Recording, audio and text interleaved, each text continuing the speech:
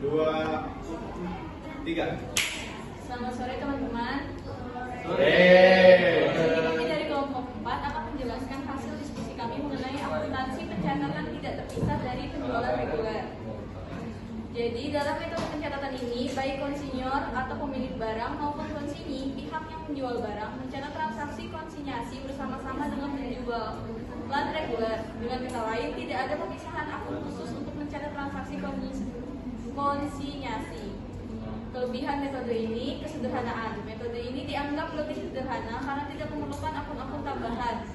Juga efisiensi. Proses pencatatan menjadi lebih efisien karena tidak perlu membuat jurnal yang terpisah untuk transaksi konsinyasi. Kelemahan metode ini. Yang pertama, kurangi detail. Sulit untuk mengetahui secara spesifik kontribusi penjualan konsinyasi terhadap total penjualan. Yang kedua, analisis yang lebih sulit. Analisis kinerja penjualan konsinyasi menjadi lebih kompleks karena tercampur dengan penjualan reguler. Contoh pencatatan.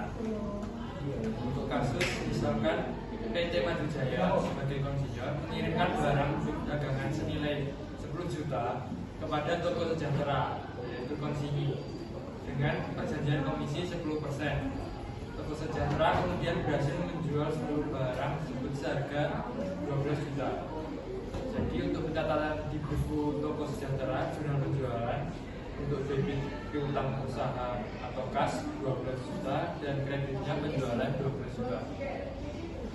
Lalu ada di jurnal beban pokok penjualannya, untuk debitnya adalah debit penjualan 10 juta dan kreditnya persediaan 10 juta.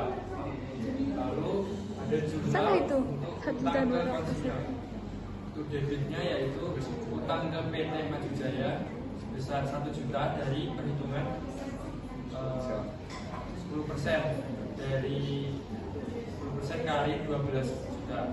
Untuk kasnya, kredit kasnya sebesar 1 juta.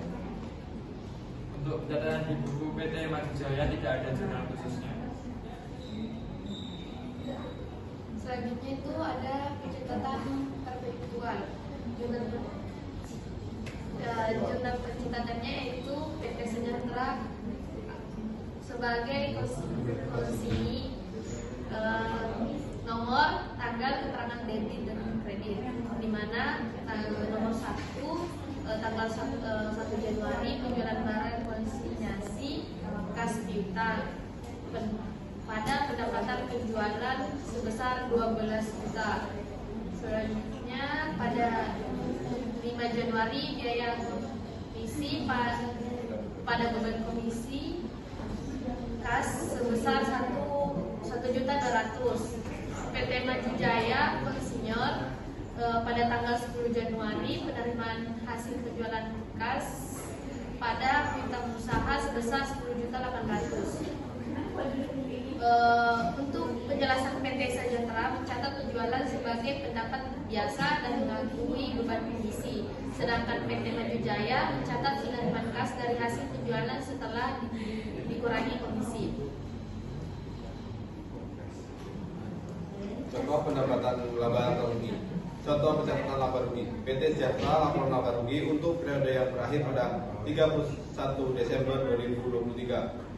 Keterangan pendapatan jumlah sebesar 12 juta, beban pokok penjualan sebesar 8 juta, laba kotor sebesar 4 juta, dan beban operasional sebesar 1.500.000. Jadi laba bersihnya sebesar 2.500.000. Untuk penjelasannya, pendapatan penjualan termasuk penjualan barang konsinyasi dan penjualan reguler lainnya. Beban pokok penjualan termasuk harga pokok barang konsinyasi